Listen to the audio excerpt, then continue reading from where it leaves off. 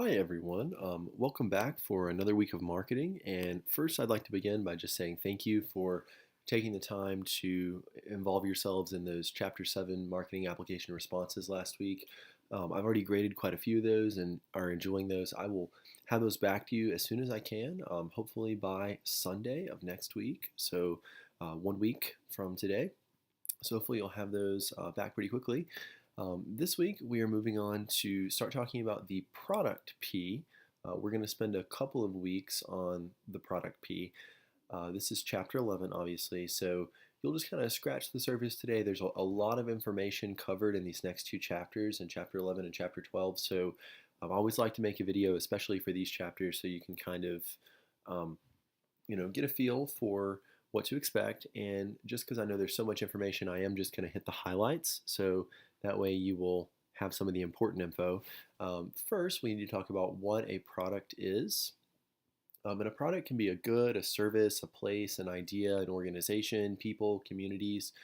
Essentially, a product is just anything that is of value to a consumer. We spent a lot of time in that very first discussion board talking about value and what does it mean to have value and create value. So, a product is anything of value to a consumer. Um, that can be offered through a voluntary marketing exchange. Okay, so this can be anything like a good, a soft drink, a service, a hotel, a place like Dollywood or Disney World, maybe an idea like reducing teen pregnancy, um, etc. So we're going to talk about these. And products are very complex, which is why we spend two chapters on them. It's everyone thinks, oh, a product, okay, it's just those physical characteristics, or it's just the service, it's just a hotel stay, or it's just a soda. Well, that's not always the case. Okay, there's a lot more that goes into the development, the design, and the sale of products other than just the physical characteristics. So we're going to talk about that a little bit this week. Um, our this whole idea of products centers around the core customer value, and our book defines core customer value as the basic problem-solving benefits that consumers are seeking. So it does sound pretty obvious, but if you're looking for M&Ms or Snickers or Lindor truffles, whatever your favorite chocolate is, what is it that a customer is looking for? Do they want just something sweet after dinner, or do you want a great tasting snack, or are you looking for a boost of energy because you need that sugar to get pumping? I always have a Lindor truffle before I start making these videos, so get my energy boost here. So um, that is the core customer value that Lindor is solving for me. So products are complex. As we look at these, we always, as we're starting with developing these products, we always think about core customer value and determine what our potential customers can be seeking. But then after that, we make the actual product and we add any associated services to round out the product offering. So I'll give you an example in just a moment about this, but when you think about the actual product, this is where we are looking at the features of the design, what quality level, packaging, the brand name, all of these things go into the actual product, whereas the associated services, or what has also come to be known as the augmented product, we also we also, as a second thing, design these augmented products. And these are things that come after the fact, like a warranty or product support, financing options, any kind of after sales service, really. So, so again, as you're thinking about the proper order to do these things, and we start with the core customer value. What is it what need are we trying to satisfy for consumers? Then we look at the actual product and create that, make a brand name, develop some level of quality, design our packaging. Okay, and then we do our augmented product, where we think about a warranty, financing, etc. Here's a little visual that I like that just helps to conceptualize this in your brain. And notice at the center here, we have core customer value. That's what it's all about, satisfying consumers' needs and wants. Um, of course, we do have different categories of products, and this may seem rather obvious, but the two categories that are most important are consumer products and business products. And this is obviously based on who purchases the product. Um, Consumer products, we have several different types, so sub areas here. And these are obviously products and services consumed by people for their personal use. as we look at the different types, we're going to go through each one of these individually. The first type of consumer product is a specialty product. And these are those products that customers spend a lot of time and a lot of effort searching for the absolute best supplier. Okay, so this could be if you're looking for a new car and you want a luxury car, you're going to go to all the different Lexus dealerships and pick out the best Lexus you can find. Or if you're really into biking and you're a road bike enthusiast, you're going to spend a lot of time seeking and searching out the right product before you purchase. Or just for your average person, maybe you're looking for a doctor. Maybe you don't just pick the first one that's covered by your insurance. You actually do a lot of searching and pick out someone who's going to meet your needs. So these specialty products and services are products that require a lot of effort for searching. The next kind of product we're going to talk about is a shopping product or a shopping service. And these are products that you will still spend some time searching for, but most of your time is spent comparing alternatives. Okay, so when you're looking at traveling and you're looking at flying, maybe you look at different airlines. Do I want to fly American Airlines? Do I want to fly Delta? And you look to see who has the best price. Or I was just in the middle of remodeling a kitchen not too long ago, and when I was searching for appliances, I checked Lowe's and Home Depot and Sears and anybody I could find to find the cheapest possible appliance. Okay, you might do this when you buy furniture as well, or perfume, or various things. But these are your shopping products where you spend time comparing alternatives. Okay, so we talked about specialty products, we talked about shopping products. Convenience products are probably the easiest to think about. These are those products that you kind of habitually purchase, and really you don't want to spend any time or any effort thinking about what it is that you're going to buy prior to purchasing. So this might be, hey, I buy Charmin toilet paper every week, or I buy Old Spice body wash, or I know every week I'm going to need a loaf of bread and I always buy a certain kind. Okay, these are your convenience products. Maybe you buy a certain kind of coffee creamer, French vanilla. These are your habitual everyday purchases that you frequently purchase and you just don't want to expend a lot of effort thinking about. The last type of consumer product we're going to discuss are unsought products or unsought services. And I do want to pause for just a minute to point out that when any new product or any new service is first introduced, it's an unsought product, okay? Because it's something that consumers either don't normally think about, or maybe they just don't even know about yet, okay? So these are things that are new to you, new to the world type of products, okay? So an example, if you're going to study abroad, which some of you guys may very reasonably do in your future here, as you're thinking about studying abroad, you need to purchase some special insurance to cover you while you're abroad, because your regular insurance won't give you that coverage that you need when you're overseas. So you need to purchase a new kind of insurance, maybe MedX or something, and you didn't know about that before, so it's an unsought product. It wasn't something you were aware of. So these are our 4 types of consumer products. Next, I want to move on to talk about something that students often find sort of complicated, okay? But we're going to spend some time, and I have some visuals that I think will help simplify this process for you. When we talk about product depth, product breadth, and product lines, people start freaking out. So let me help simplify this for you a little bit, okay? So every possible product and service that a firm offers, we refer to that as their product mix. It's every single product, every single service offered by the firm, okay?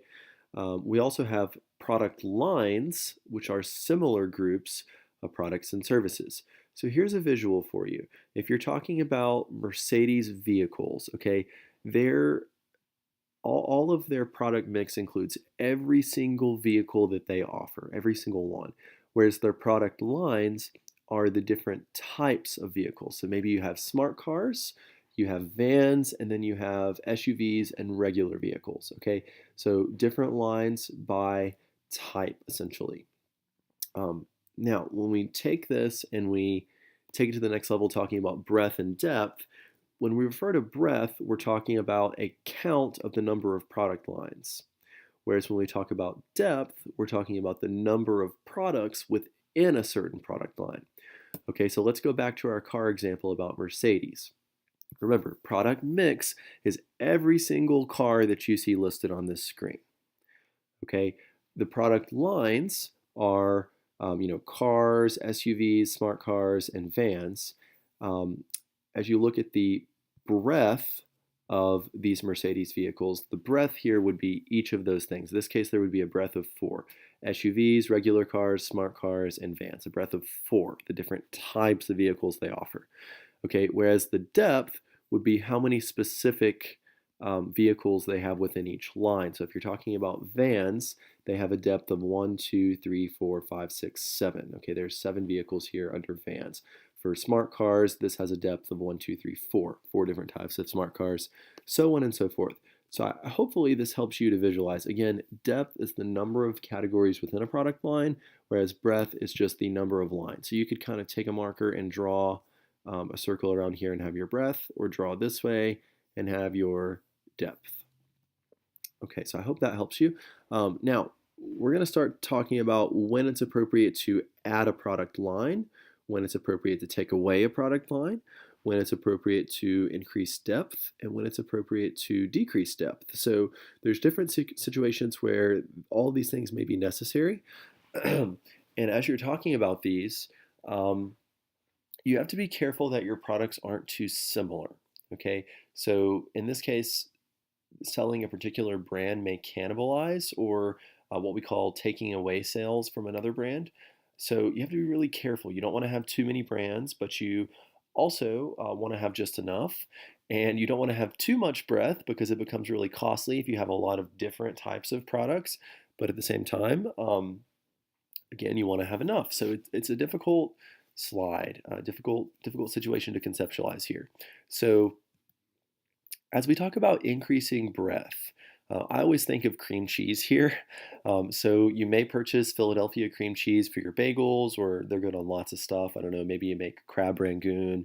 Lots of good options here, okay? But Philadelphia cream cheese recently increased their depth, okay, not their breadth. They increased their depth. So Philadelphia has always sold cream cheese, but now they've added like 35 different flavors. They've added a jalapeno spicy flavor if you like spicy foods.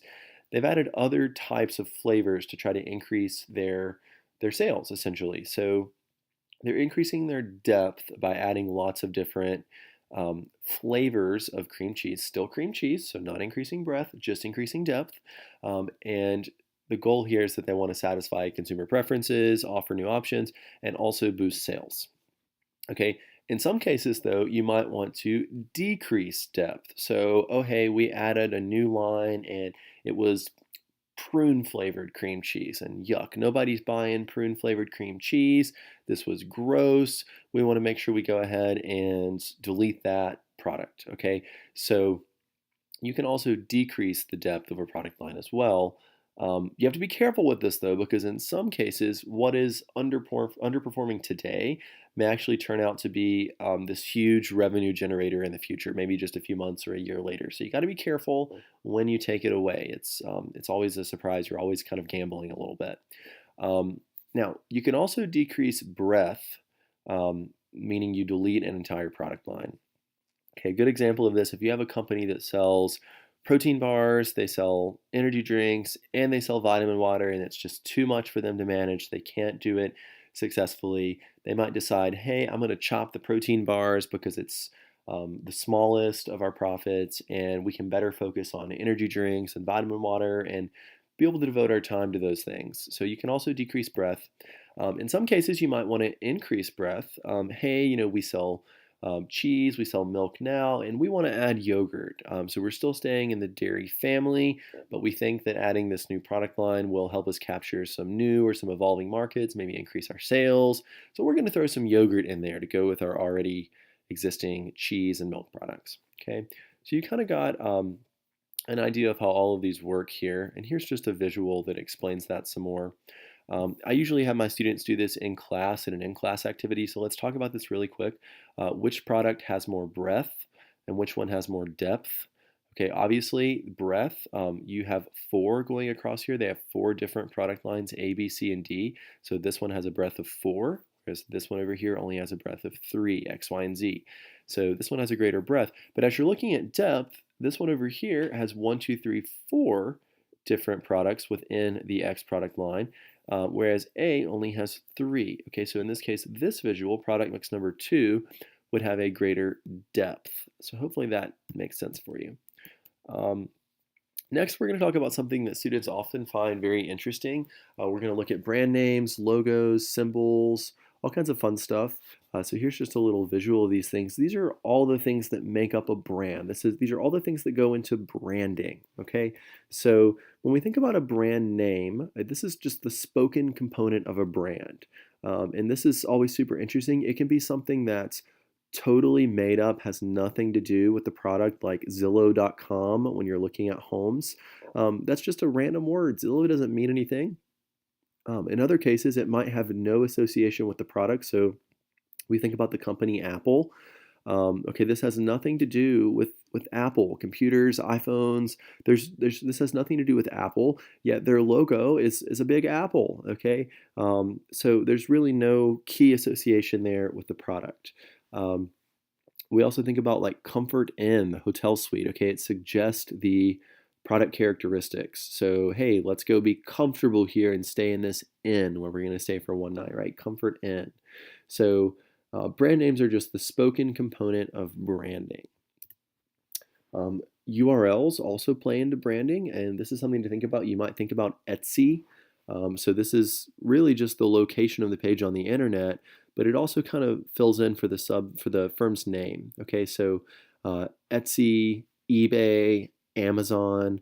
These are all the URLs that just became the company's brand name. Zappos. Okay, these are all URLs. You also have logos and symbols. Our logos are our visual branding elements that stand for corporate names or for trademarks, whereas symbols are just logos without words. A good example here would be the golden arches. When you see those golden arches, excuse me, you know we're talking about McDonald's. You see the double arches and you know, hey, that's McDonald's. Sometimes characters can also play into branding. My favorite is the Energizer Bunny. When you're thinking about batteries, there's the Energizer Bunny there, or maybe you're familiar with Snap, Crackle, and Pop. That's hard to say. Snap, Crackle, Pop for the Rice Krispies commercials. Okay, so these are all elements that play into branding. Another example is what's her name? Flo from the insurance company Progressive. She would be a character that plays into that branding. Okay, so Flo with Progressive. I'm sure you guys have all seen that commercial. Or the little Geico or Geico lizard, whatever he is, the little guy. Okay, he's a character, an animal that helps play into branding. Slogans are also my favorite. You can say like a good neighbor and somebody can finish your expression, State Farm is there. Okay, these are just short phrases that are used by marketers to help describe the brand and also persuade consumers about the brand in some way. So like a good neighbor, State Farm is there. I mean, you immediately know that. Something else, America runs on Dunkin'. You know, you think about Dunkin', it's coffee, and oh, America runs on Dunkin'. So these are all slogans that you're probably familiar with. Jingles and sounds are something else that really helps play into a brand. Maybe there's like distinctive music that help play into it. Intel has this 4-note sound that accompanies their slogan. Law and Order has that doink or whatever. I'm not really sure what you would call that, but that particular noise, dun dun dun, the Law and Order noise. Okay, these are all jingles and sounds that help communicate about a brand's message. Okay, so those are always super interesting, I think, for a lot of students. Something else we're going to talk about today is the value of branding for the customer. You know, why do we care? Why do we care about branding? Why do we care? Well, having these brands, it helps add value. Remember, we're all about value in marketing. So brands do add value to merchandise and services, also add value for sellers beyond just the functional characteristics of the product. So a few reasons why brands are important. Brands do facilitate purchases. They establish loyalty. They help protect you from the competition. They do affect market value. And lastly, brands are assets. And I have some examples of each of these things for you. Brands help facilitate purchases. So when we're thinking about these are often easily recognized by consumers. They have familiar attributes. You know what you're going to get. There's a certain quality level you expect. So maybe you go and they ask you, hey, can I have a Pepsi? Or you order a Coke. You order a Coke, and your waitress says, oh, I'm sorry, we don't carry Coke products. Will a Pepsi do? And you're like, oh, sure. If you say sure, then maybe you don't care as much about the brand. But if you say no, you're really committed and loyal to that brand. Um, so brands also help establish loyalty. So Amazon.com, you guys will learn this semester. I'm absolutely obsessed with Amazon. Okay, so Amazon has a loyal following because it has a really strong reputation for quality service that really prompts consumers to turn to Amazon first. So you know that if you're a Prime customer, they're going to deliver everything in 2 business days. You know that it's coming. Um, and over time you start to trust them.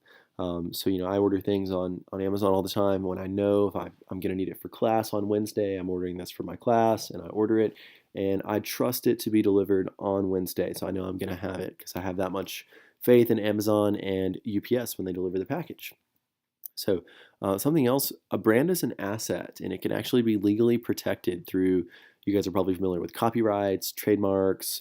Brands are assets. They're a form of ownership. There was a company in Singapore that tried to use coffee, and they tried to name it a Mac Coffee, just like McDonald's has like the Mac Cafe or whatever. And McDonald's sued them because that is their brand, that is their asset. It's their right to use that, and no one else's. So you have to be careful to fight to make sure your brand names are not being used by other people, either directly or indirectly.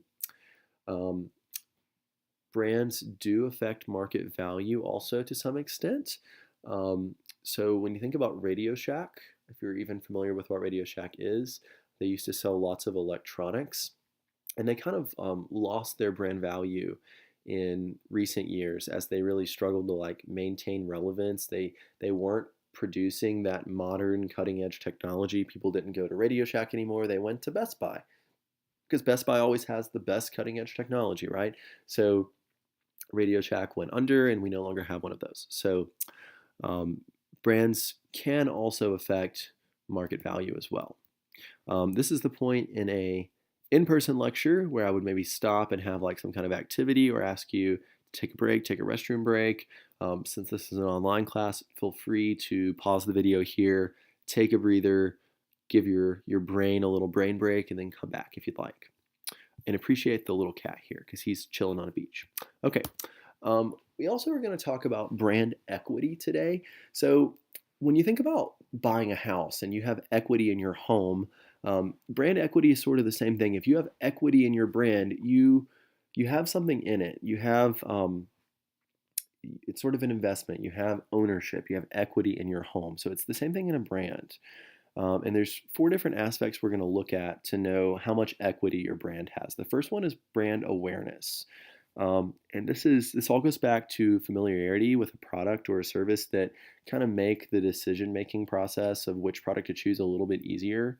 Brand awareness essentially just measures how many consumers in a market are familiar with the brand, what it stands for, maybe they have an opinion about it. And this matters most for those everyday purchases that we don't really think about, like gum or soap. But it also does matter for those things we purchase less frequently as well. An example here is a vehicle. So when you think about a vehicle and you're thinking about, oh, I want something reliable, the first things that come to your mind are probably Toyota and Honda, right? So even if you've never driven a Toyota before, you know that they have a lot of awareness, they have lots of brand awareness, you know they're reliable, you immediately think of them. You might also think of another car dealership and think, oh yeah, I could purchase a car there. Okay, that's brand awareness, and marketers create this brand awareness through repeated exposures to all these different elements. So you might see the logo, you might see a commercial, you might hear a slogan. Even if you don't know State Farm, when you start shopping for your own insurance, you're going to say, oh, like a good neighbor, State Farm is there. And you're immediately going to think about it. Or you might think of Progressive and Flow. These are all things that help you for things you haven't even purchased yet, but you immediately know what to get. Okay. Oh, this is something really interesting. Okay. So after a while, certain products sort of gain predominance in a certain market because they become synonymous with the product itself. And a good example of this is like a Band-Aid or a Kleenex. You may actually buy the Kleenex brand Kleenex, or you may buy some other type of facial tissue. But if you're like me, oh, hey, I need to buy some Kleenex at the store. I don't say, oh, I need to buy some facial tissues. Or, hey, I need to buy some bandages for my finger if I ever get a paper cut. No, I need a Band-Aid, right? So these, or oh, this is a good one too. Oh, I'm not sure what the term for that would be. Why don't you search it in a search engine? No, I say, why don't we just Google it, right? So these are all things that have become synonymous with the actual product itself. And for competitors, this is super destructive. And it works in a twofold way. You might say, oh, let me Google it, but then you use Yahoo or you use Bing. Or, oh, yeah, I need to get some Kleenex, but then you buy the Kroger brand or the Food Club brand, okay? But generally speaking, it can also work in the opposite way. It can be a really positive thing for competitors. Oh, let me buy some Band-Aids. And oh, I don't know if that off-brand's going to be as good. I better get the Band-Aid kind. Or, oh my gosh, I need some Kleenex. Oh, if I buy this off-brand, is it going to scratch my nose? Does this have the lotion like the Kleenex does? Oh, I'm not sure. I'm going to go ahead and get Kleenex, right? So it works in a twofold way. I always find that to be really interesting. Um, Okay, we also talk about perceived value here, and I went one slide too far. We also talked about perceived value. Um, and the perceived value of a brand is just the relationship between a product or a service's benefits and its cost. We've talked about this a little bit before in past weeks, so you should be semi-familiar with this. But this is where you're just determining if it's essentially worth it. Okay, so if you think a less expensive brand gives you the same quality as the premium brand, then the perceived value of that cheaper choice is higher. So going back to what we were saying about Kleenex is, if you see the Kleenex brand and then you see some other Kroger brand or something and you think, oh, hey, that off brand's going to be just as good. I'm going to go ahead and get it. I'm sure it'll be fine for, whatever I need it for. And I'm going to go ahead and get this instead. Then your perceived value of that alternative choice of the off-brand Kleenex is higher than the premium brand. So it can be important.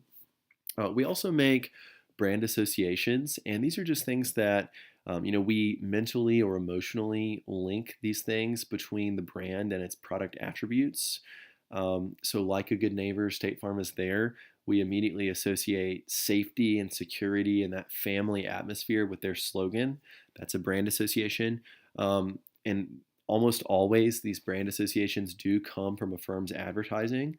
If you think about the Prius, some people are always in my car discussion board kind of hating on people who drive Priuses, okay? However, I will say that the Prius is always known for being economical. It's a good value. It's stylish. Maybe you disagree with that part, okay? But it's good for the environment. So if nothing else, when you think about a Prius, you think, oh, hybrid, good for the environment. Oh, economical, save on gas, cheaper vehicle, pretty good value. It's a Toyota. It's going to last forever, right? So these are these brand associations that you make in your brain. Jingles play into this. I already talked about like a good neighbor, State Farm is there. You also might make brand associations with a character or a spokesperson. So Friskies, the cat food, they have Grumpy Cat. So Grumpy Cat's going to be angry if you don't give him his treats or his food. So you make brand associations there. You also might establish brand loyalty. So if you're like me, you have some of the same products you buy every single week. I buy Arm & Hammer detergent and Dawn dishwashing liquid and Cascade dishwasher little tablet thingies.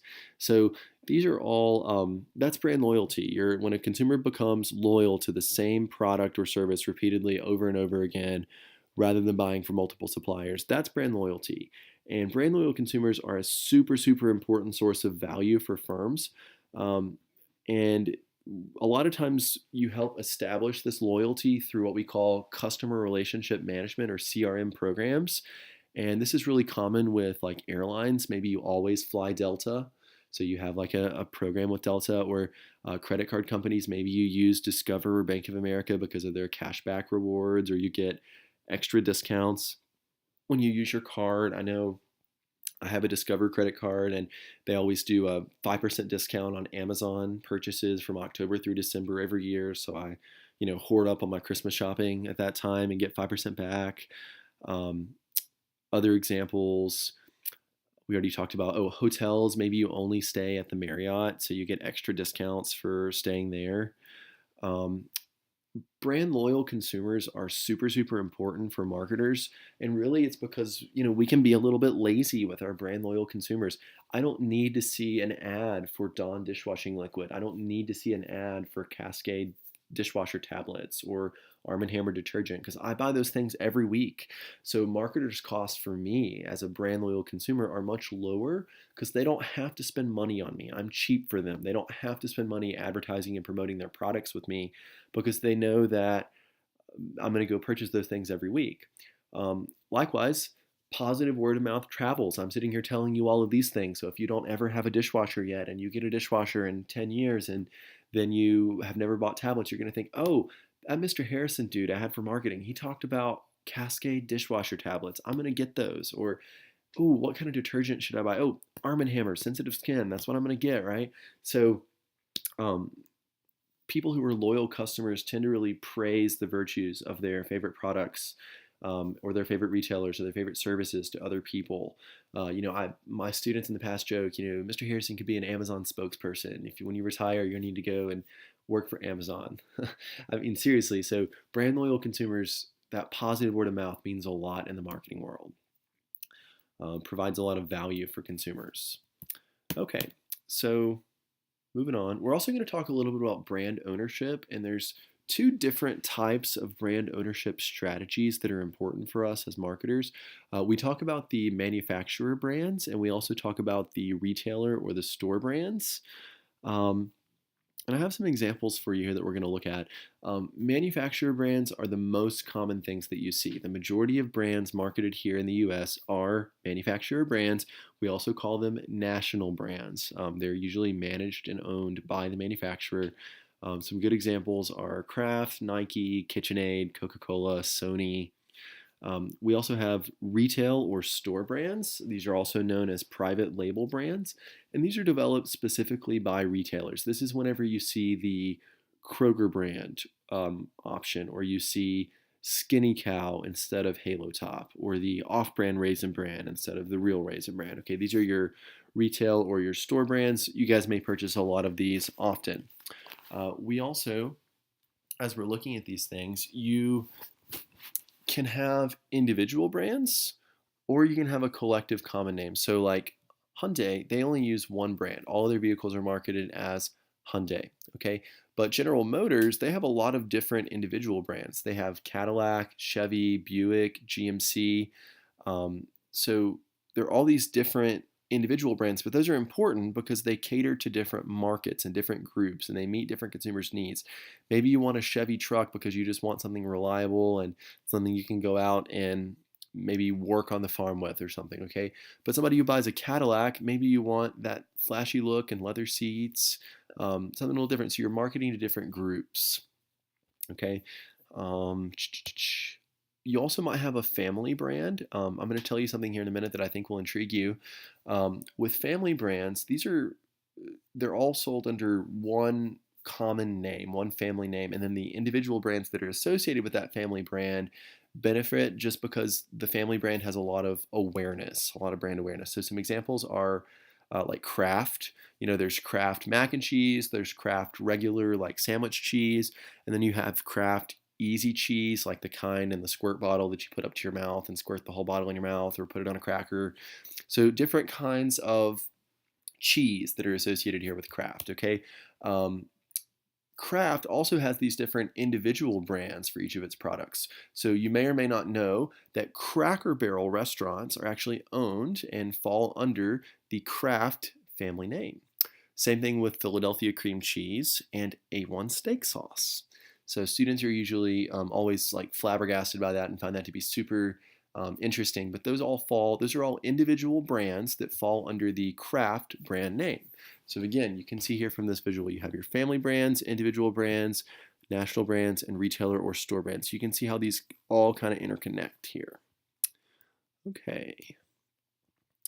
Um, we're going to go back to our discussion here for a second on breadth and depth for just a moment, and we're going to talk about brand extension.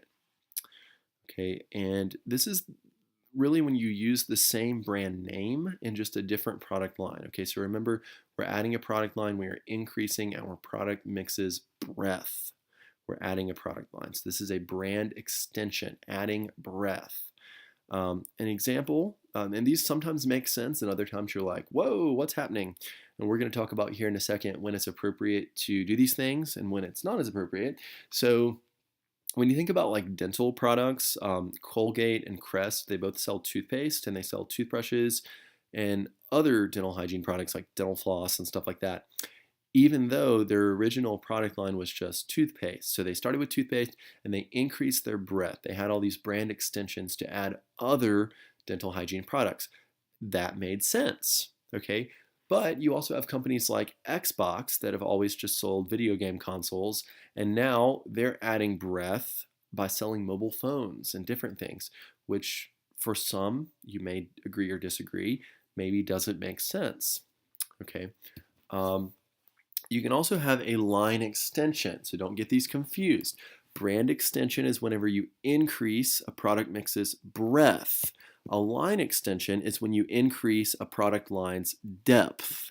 Okay, so this is when we're adding another product within an already existing product line.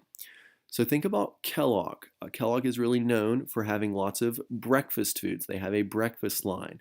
Okay, so they already sell cereal, they sell cereal bars. Maybe now they're going to add some syrup to go with Eggo waffles. Okay, that is a natural extension, a natural increase in the product line's depth. They already have a product line of breakfast foods, they're just adding another breakfast food. Okay, whereas here, Xbox selling cell phones is a totally new product. Okay, totally different. So they're adding an additional level of breadth here, whereas with adding a product, they're just adding an additional level of depth. So make sure you don't confuse these. Brand extension, line extension. It's great whenever you're looking at doing brand extensions if you can develop some form of synergy between the products that you're creating. So a good example of this is like chips and salsa or chips and dip. Whenever you buy the Tostitos scoops, you just have to buy the lovely spinach dip that goes with it as well. Those things are complementary goods. They have some synergy between the two. Okay, you have to be careful here when you're looking at brand extensions. I'm going to give you some little funny examples here that I think will make you laugh, and we'll talk more about these next week. But not every single company that does a brand extension is successful. A lot of times it can actually dilute your brand equity, and sort of that's a very bad thing in the marketing world. Okay, so some examples here are Lifesavers soda. Okay, when you think about Lifesavers, you think about that thing you put in your mouth when you have bad breath, after you've eaten garlic and you want something to put in your mouth, or a mint. Okay, you don't usually think about soda. Okay, so Lifesavers extended their brand, and they decided that they were going to start selling Lifesavers soda. Not sure about you. I find those things to be disgusting, okay? Another example is Zippo perfume. Okay, Zippo lighters were a thing back in your parents' day, or maybe in your grandparents' day. Zippo lighters. Well, people weren't really turned on by Zippo perfume. That didn't exactly sound like a great thing. So these all diluted the brands. Some other examples, Harley Davidson, the Harley motorcycle company. They started getting into cake decorating, which again is totally different than their existing brand. Maybe not the best idea, okay? Virgin Mobile attempted to sell wedding dresses and called them Virgin Brides. We won't even go there, okay? So totally different things. Now, this last one I think is a little different. Dr. Pepper started selling barbecue marinade, which personally I think that sounds kind of good. Again, pros and cons. Not everyone will agree or disagree with a brand extension, but you kind of have to be careful with these, okay? They can really dilute your brand. In this case, all of these brands that we've spoken about so far were all diluted when they extended their brand.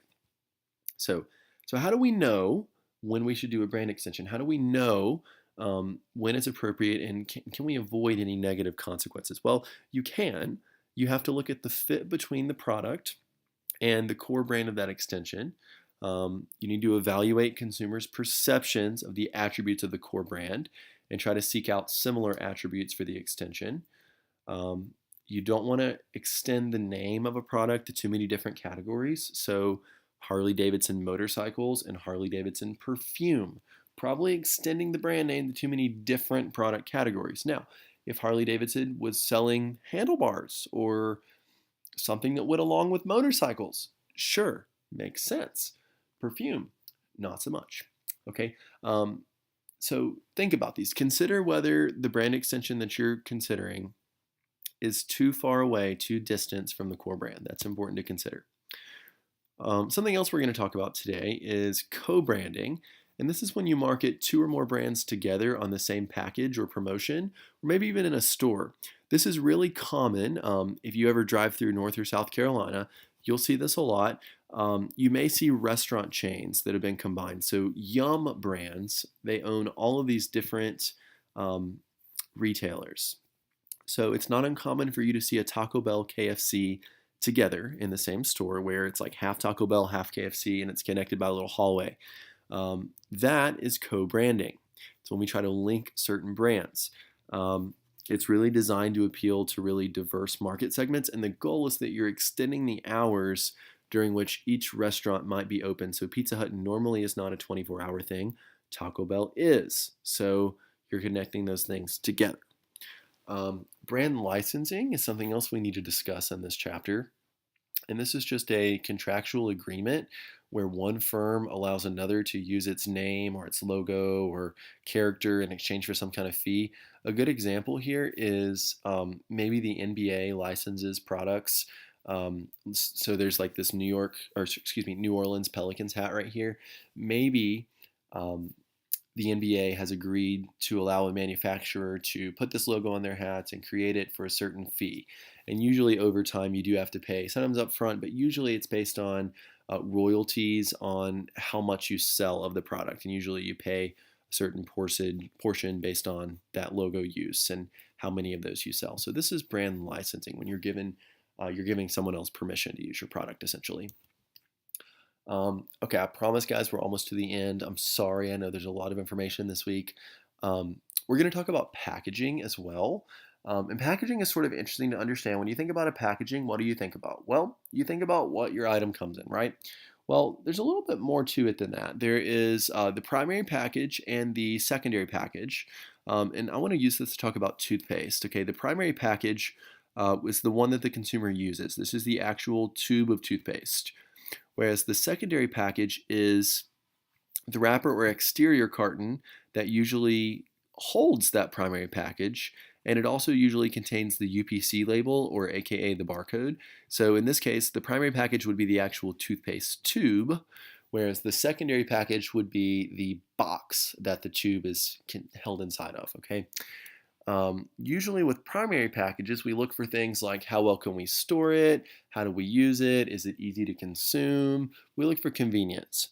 Whereas for the secondary package, we look for lots of details and product information. So this might be where we're searching for, like, if you have a food item, you might be looking at the label to see, oh, does it have all these little nutrition facts? Can I see how many grams of sodium are in this, or how many calories, what's the fat content? That's where you usually find things on the secondary package typically. You also want the secondary package to be easy to carry, easy for storage, that kind of thing too. Those are all relevant here. As you're thinking about packaging, there are lots of different areas to consider. You want something that attracts consumers' attention, so bright colors, pretty fonts. Okay, you want it to stand out from competition. A lot of times you may see a very slight change and they stamp new and improved on it. Oh, look, it's different. Let me buy it. New and improved. Okay. You also want to offer different sizes. So if you want a gigantic jar of peanut butter, you go to Sam's Club. But if you want a really small jar, you want to go to the Dollar General or CVS and buy a little tiny jar that you can keep in your desk at work or whatever. So different roles for packaging. So, what's the point in changing packaging? You see these firms that want to reposition their products and they change their packaging. Why do they do that? What's the point? Well, there can be a lot of different reasons. One is shelf space. So, Philadelphia cream cheese recently changed their packaging. It was kind of hard whenever employees in grocery stores were loading the cream cheese on the shelves. Occasionally, all of the different flavors were turned around, and it was super inconvenient for consumers to have to go and turn them around and look at the front of the package and see, oh, is this strawberry? Is this blueberry? Is it jalapeno? What kind is this? Um, so they were trying to consider shelf space in their retail stores. You didn't want to have to flip it around on the shelves. If they make a smaller or um, maybe more vertical rather than horizontal container, you can fit more on the shelf. So shelf space is something to consider whenever you're redoing your packaging. Something else is colors. So Daisy sour cream, they actually have different containers. The containers are the same, but the lid is different. They change the color based on what kind of product you're buying. So maybe you have, I do not know what these colors are. Okay, so don't take this part as being accurate, but maybe they have one for I think the light blue might be like the non-fat, and the blue one's the regular, and maybe there's like a dairy-free, or I don't know. There's all kinds of different sour cream out there. Okay, and each different lid talks about a different particular type of sour cream. So they might use it as more of a functional appeal, where not only are they trying to catch consumers' attention with the certain colors, but they're also trying to differentiate their products. Um, Another reason we might change packaging is maybe we're trying to be better for the environment. Remember, we talked about green marketing in a previous week, and so maybe they're trying to be more careful with their sustainable packaging. Maybe they want to have a less negative impact on the environment. So, like Zappos uses a different kind of boxes that are more biodegradable. Um, Now, my favorite thing to talk about, this is kind of sneaky, but another reason why firms change packaging is to cut cost. So, a lot of times, a firm may redesign their packaging, reducing the size only slightly. Maybe instead of 12 ounces of Chobani yogurt, we're going to give you 11 and a half, or we're going to give you 11 or 10 and a half. We're just going to slightly reduce the amount of yogurt that you receive, not in a noticeable way unless you're really paying attention to the details. And then we're going to increase the price by 10 cents. So what have we done? Well, we've changed our packaging to full consumers so they won't really notice the quantity or the inside of the product. The actual content is different. But they're going to notice, oh, hey, it's a new package. We should buy it new and improved. Boom, let's go. Okay, but they're also going to pay a little bit more for it, 10 more cents, and they're going to think, oh, it's a new package. Of course, it's a little bit more expensive. No big deal. Okay, but oh, look, they've reduced the size. So what have we done? We've cut our cost and we're increasing our profit. So we are making we're providing less and we're getting more for it. It's a little tricky. We've already kind of alluded to labeling, used as a secondary package tool to promote products. It is a communication tool, so you might want to show the country of origin, you might want to show the vitamin content. We're using it as a communication tool to communicate our benefits of our products. So I hope this has been helpful to you. As always, if you have any questions, feel free to shoot me an email. But I hope you guys have a great week, and I hope you are enjoying these lectures. Have a great day, everyone. See you soon.